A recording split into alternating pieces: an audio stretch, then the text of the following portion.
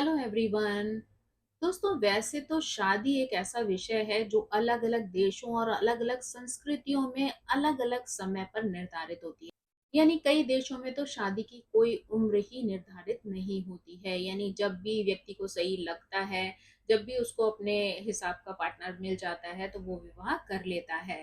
लेकिन हमारे भारत में देर से शादी होना एक समस्या बन जाती है। यानी आपके आस पड़ोस के लोग ही आपको बार बार टोकना शुरू कर देते हैं। हमारे भारत में जैसे ही व्यक्ति पढ़ाई खत्म करके नौकरी आरंभ करता है, लोगों को उसके विवाह की चिंता शुरू हो जाती है और लोग अक्सर कर सवाल करना प्रारंभ कर देते हैं।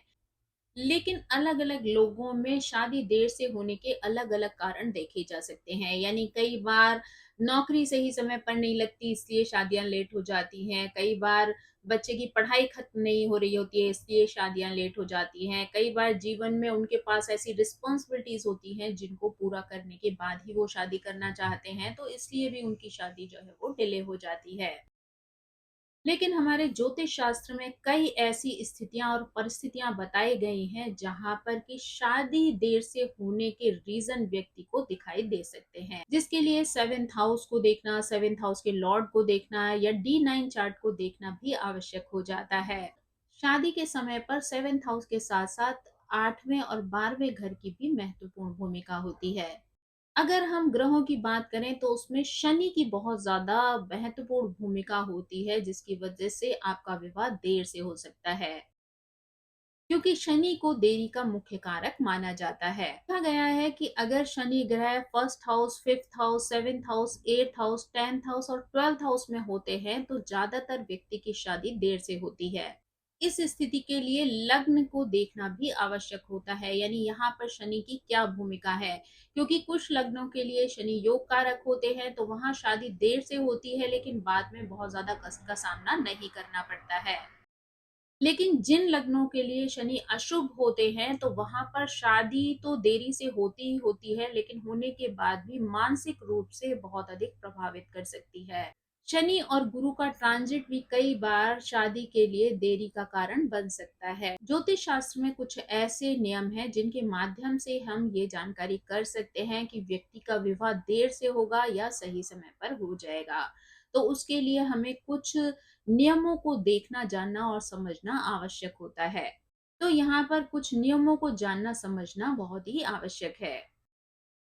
अगर सेवेंथ हाउस के लॉर्ड 6, 8, 12 में चले जाएं तो वहां पर उनकी स्थिति बहुत ज्यादा कमजोर हो जाती है और इस वजह से विवाह में देरी की स्थितियां भी पैदा हो सकती हैं।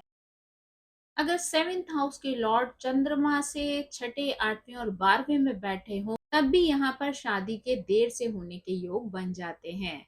7वें भाव के स्वामी का संबंध अगर शुक्र से 6, 8, 12 होता है तब भी यहाँ पर शादी के देर से होने के योग बनते हैं, क्योंकि शुक्र की भी विवाह में महत्वपूर्ण भूमिका होती है, और सेवेंथ हाउस के लॉर्ड की भी। तो ऐसे में यहाँ पर भी अगर वो 6, 8, 12 में बैठते हैं तो विवाह की देरी से होने की संभावनाएं होती हैं। अगर सेवेंथ हाउस में कोई पाप ग्रह होता है, यानी शनि, मंगल, राहु, केतु या सूर्य होते हैं, तो वहां पर भी देर से विवाह होने की संभावना होती है। और अगर सेवेंथ हाउस के लॉर्ड ये ग्रह बन जाते हैं तो भी देर से विवाह होने का संकेत देते हैं।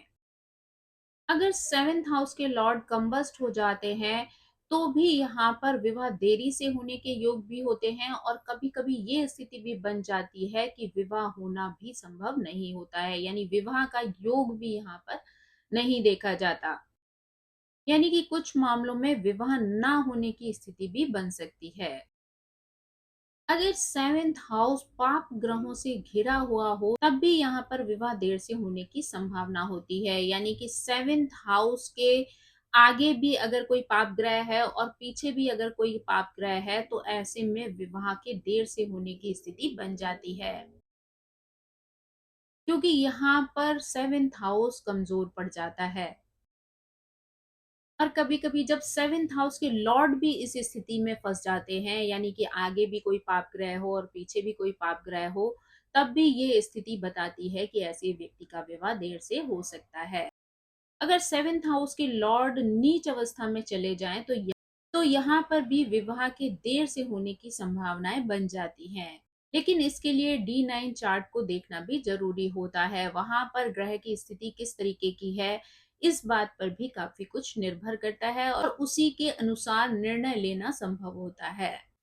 अगर सेवेंथ हाउस के लॉर्ड वक्री होते हैं तो ये स्थिति भी इस बात का संकेत देती है कि आपका विवाह देरी से हो सकता है। अगर दूसरे या सातवें भाव के स्वामी वक्री हो जाते हैं तो यहाँ पर भी देर से विवाह होने के संकेत मिलते हैं। यहाँ पर सेकंड हाउस भी सप्तम भाव से अष्टम होता है, तो इसलिए उस स्थिति को समझना भी जरूरी हो जाता है और सेकंड हाउस में होने वाले ग्रह भी इस स्थिति को बताते हैं कि आपका विवाह देर से होगा या नहीं।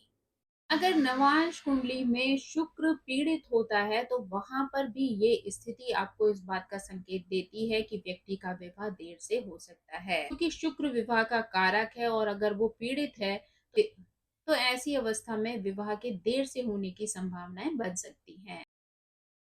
अगर शुक्र भी पाप कर्तरी योग में होता है, यानी उसके अगल बगल भी पापी ग्रह होते हैं, तो यहाँ पर भी देर से विवाह होने की स्थिति बन सकती है। अगर चंद्र और शुक्र की युति भी चार्ट में बन रही हो तो ऐसे में भी कई बार विवाह के देर से होने की संभावनाएं बनती हैं। पर वृषभ राशि में ये युति जल्दी विवाह के संकेत देती है, क्योंकि वृषभ राशि में चंद्रमा उच्च का हो जाता है। यहाँ पर गुरु की शुभ स्थिति का होना भी आवश्यक होता है। अगर यहाँ पर गुरु की शुभ स्थिति ना हो तो ऐसे में व्यक्ति घर से बाहर संबंध स्थापित कर सकता है, यानी दूसरों की ओर आकर्षित हो सकता है। एक्स्ट्रा मैरिटल की सिचुएशन भी बन सकती है। अगर कहीं पर गुरु और शनि का संबंध बन रहा हो या दृष्टि के साथ वो लोग एक दूसरे से कनेक्ट हो रहे हो तो यहाँ पर भी विवाह के देर से होने की संभावनाएं होती हैं। स्पेशली महिलाओं के लिए गुरु विवाह का कारक है, तो इसलिए यहाँ पर अगर शनि से कनेक्शन बन जाता है और शनि डिलेज देता है तो ऐसे में शादी देर से होने की संभावनाएं बनती हैं। शनि और चंद्र की अगर युति बनती है या दृष्टि संबंध बनता है, वहां पर भी इस तरीके की स्थितियां उत्पन्न हो जाती हैं, क्योंकि चंद्रमा जो है वो मन का कारक है, तो वो मन को बार बार विचलित करता है और ऐसे में अगर शनि की दृष्टि पड़ जाती है तो व्यक्ति का मन कई बार विवाह से हट जाता है, यानी कि उसे विवाह में किसी तरीके का इंटरेस्ट नहीं होता है, तो इसी वजह से भी कई बार शादी में डिलेज हो जाते हैं। जब शनि और शुक्र की युति बनती है या दृष्टि संबंध बनता है तो यहाँ पर भी विवाह के देर से होने के योग बन जाते हैं। लेकिन अगर किसी कारण से आप जल्दबाजी में विवाह कर भी लेते हैं तो वहां पर विवाह के टूटने की स्थिति भी बन सकती है। स्पेशली जब उसका संबंध सेवेंथ हाउस से हो रहा हो तो ये स्थिति और भी ज्यादा स्ट्रांग हो जाती है। तो यहाँ पर देर से विवाह करना ही व्यक्ति के लिए उत्तम होता है।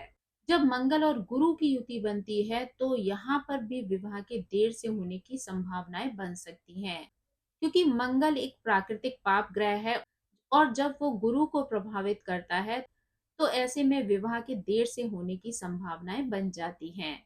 साथ ही वो वैवाहिक जीवन की गुणवत्ता को भी प्रभावित कर सकता है। अगर आपके चार्ट में मांगलिक दोष होता है तब भी विवाह के देर से होने की संभावना होती है, या कहा जाए कि उस समय पर देर से विवाह होना ही आपके लिए अच्छा भी होता है।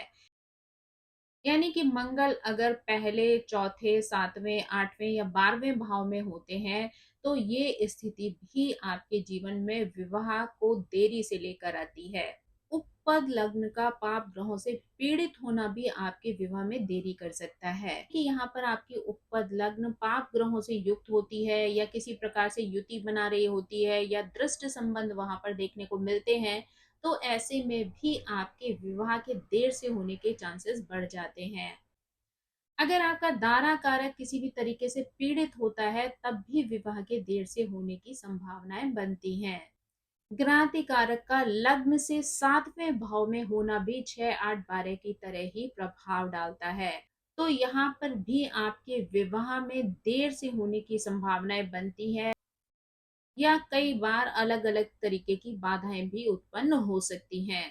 तो दोस्तों, ये भी कुछ ऐसे सिद्धांत हैं जिनके माध्यम से हम देख सकते हैं कि हमारे विवाह में देरी क्यों हो रही है। यानी अगर किसी के भी विवाह में किसी भी प्रकार से देरी हो रही है, उसके लिए हम इन नियमों के साथ अपने चार्ट को चेक कर सकते हैं। आई होप ये जानकारी आपको पसंद आई होगी। Thank you so much. मेरी आप सभी से रिक्वेस्ट है कि प्लीज मेरे चैनल को सब्सक्राइब करें, लाइक करें, शेयर करें और कमेंट करके इसी तरह मुझे प्रेरित करते रहें। So thank you so much. Bye bye.